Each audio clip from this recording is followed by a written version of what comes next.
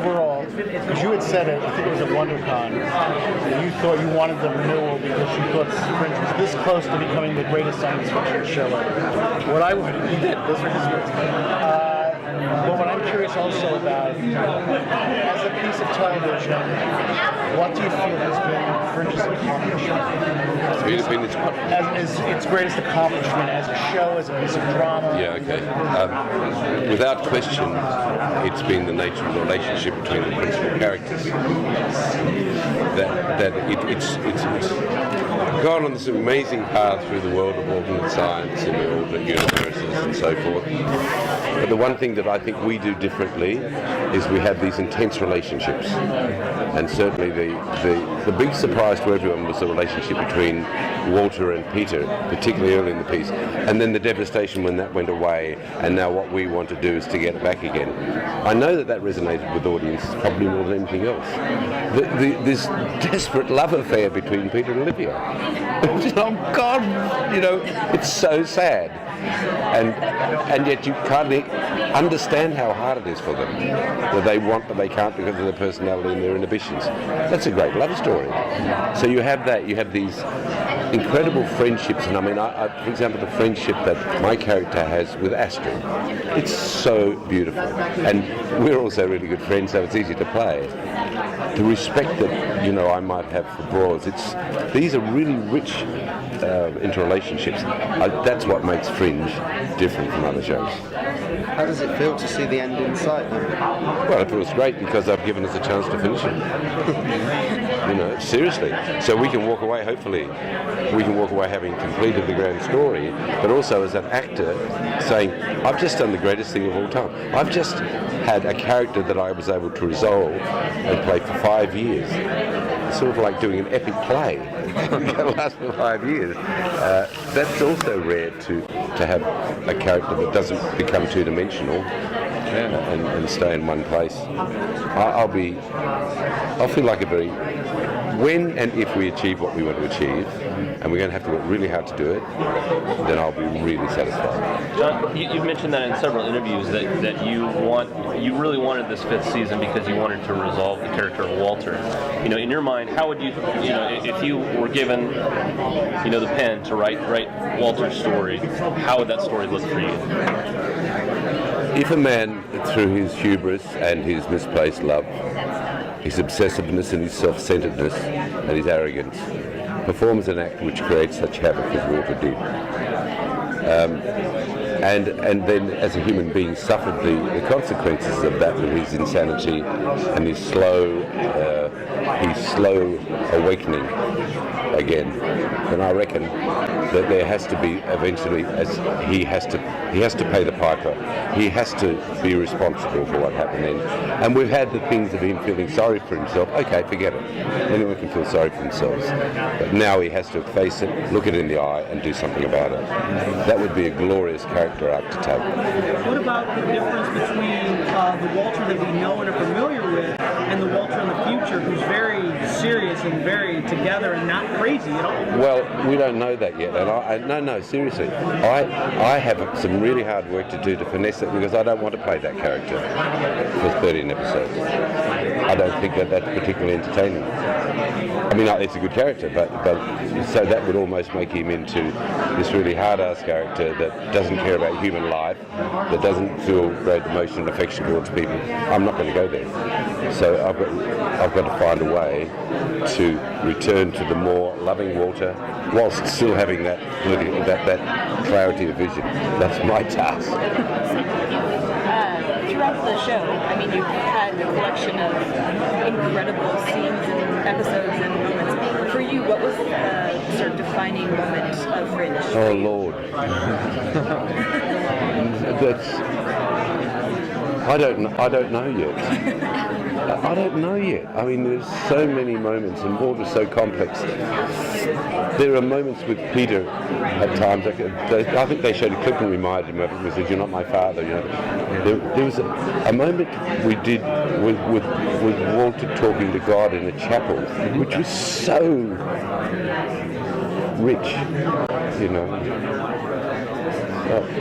and so emotional to play that stuff. there were the scene that I loved dearly was the Walter Walton saying goodbye in the corridor at the end of last year. I thought that was a huge gift to me as an actor. There are a lot of them, and lots of funny ones too. But they are really deep. I'll remember those. Throughout the show, Walter has always had a lot of guilt about causing the tear in the end of the universe. So now that you've closed that door, is Walter able to let go of that guilt and move on? Well, hopefully, but whether that, you see, I guess the link is whether that disruption, that tear in the universe, made it feasible, made us vulnerable to this movement from the observers. I think that's a feasibility. I think that's a possibility. So somehow or other we need now to deal with the greater threat. The greater threat being, and this is a huge, it's sort of like a global threat thing we're talking about here. It's in the papers all the time. We're ruining our world, It's sort of, what? And we talk about it every day, don't we? Through global warming and through arms build up and so forth. We're ruining our world, and that's kind of what's happened. And we've made ourselves vulnerable because of carelessness to being taken over. And so now they need to find a way to bond and to properly work together as a society to get back the world that they undervalue. Yes. And they will.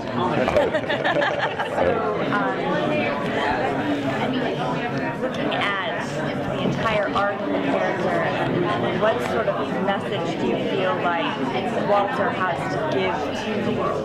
Bear in mind that Walter started life as an old man. And I think what happens with a lot of older people that they reach a stage in their career and they lose confidence, they lose drive, and most importantly, they lose the sense of being useful. So if you talk to successful women and men who say, oh, I'm not useful anymore, and hence the depressions that come with that and that terrible deterioration that old age can be. I think Walter says to everyone, get up and do it.